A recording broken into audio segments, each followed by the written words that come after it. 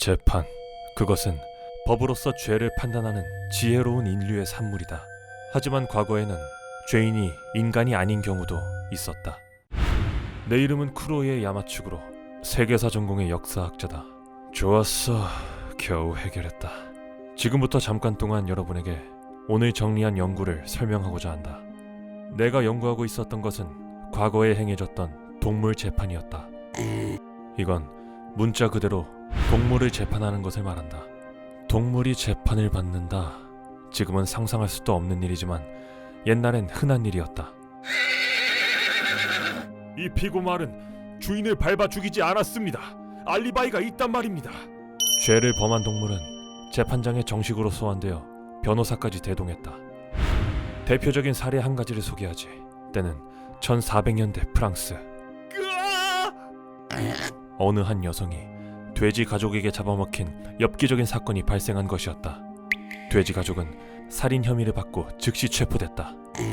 이렇게 잔혹한 범행을 저지르다니 중형을 받아 마땅할 것이다. 재판 결과 어미 돼지에게는 사형 판결이 내려졌지만 한편 새끼 돼지는, 존경하는 재판장님, 이 새끼 돼지는 아직 너무 어립니다. 부디 선처를. 그렇다면 나이도 어리고 증거도 불충분한 탓에 무죄 판결을 받게 됐다.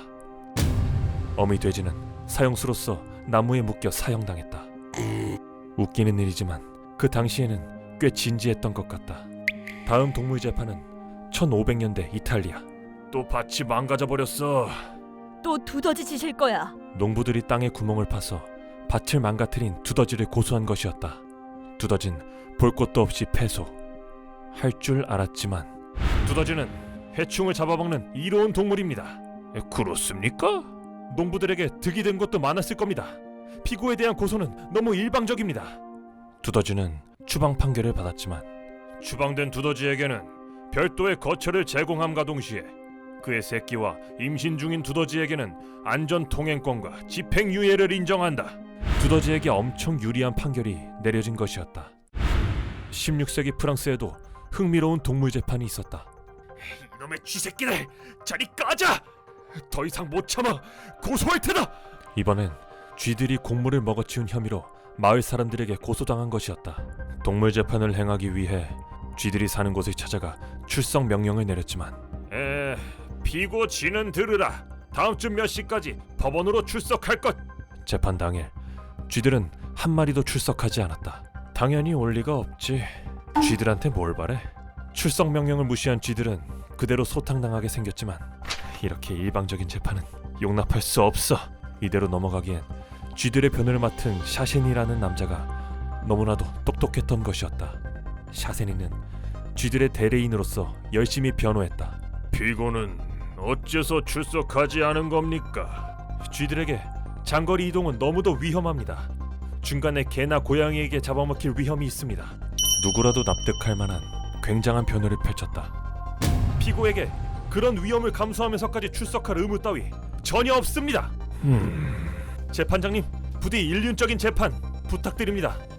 이렇게 변호사가 고군분투한 결과 쥐팔자가 상팔자구만. 쥐들은 사형을 면할 수 있게 됐다. 참고로 샤세미는 그 후에 의장의 자리까지 올라 종교개혁으로 사회가 한창 불안할 때도 이단으로서 박해받는 자들의 보호에 힘썼다고 한다. 성인 군자 그 자체였던 것이다. 그나저나 당시 사람들은 왜 이런 재판들을 했던 것일까? 사실 이것은 인간과 동물은 평등하다는 기독교의 이념에서 유래된 것이다. 그렇기 때문에 유럽권 전역의 사례들이 아직 많이 남아있다. 사람을 죽인 코끼리가 여기서 자신의 죄를 뉘우치도록 살인죄로 유배당한 적도 있다고 하는데 상당히 외로워했다고 한다. 어떤 이는 사람을 가렵게 만든 죄로 저는 쏴라! 총살당했다. 총알을 명중시키는 게 상당히 어려웠다고 한다. 어떤 개는 사람을 깨문 죄로 한 달 동안 감옥에서 징역을 살았다. 피고는 여기서 자신의 죄를 뉘우치도록. 개는 감옥이 넓어서 마음에 들었다고 한다. 이처럼 동물은 인간과 똑같이 재판받았다. 확인된 재판만 해도 동물이 유죄를 받은 경우는 142건이나 된다. 하지만 정부 동물들에게 일방적으로 불리한 재판이 아니라 유능한 변호사를 대동한 평등한 재판이었다. 역사는 정말 재밌는 것 같다. 하지만 재판이라는 것은 범죄자를 갱생시키기 위해 있는 것이다. 동물들이 제대로 죄를 뉘우쳤는진 잘 모르겠다.